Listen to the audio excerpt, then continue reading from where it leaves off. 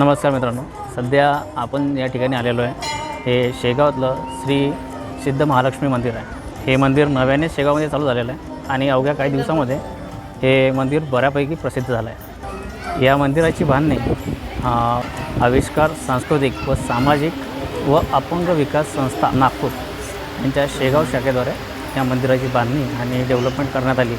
या मंदिराला लागूनच श्री संत गजानन महाराज मतिमंद विद्यालय हे आहे आणि या मंदिराची संपूर्ण देखभाल किंवा मेंटेनन्स हा या आविष्कार या संस्थेद्वारा केला जातो, जे एक NGO आहे आणि हे नागपूर बेस NGO आहे. या संस्थेद्वारा येथे अतिशय सुंदर अशा श्री सिद्ध महालक्ष्मी मंदिराची निर्मिती करण्यात आलेली आहे. एकंदरीत संपूर्ण परिसर हा अतिशय सुंदर आहे आणि या ठिकाणी महालक्ष्मीची मूर्ती तुम्हाला गाभाऱ्यामध्ये दिसून जाईल. याशिवाय 12 ज्योतिर्लिंगाचे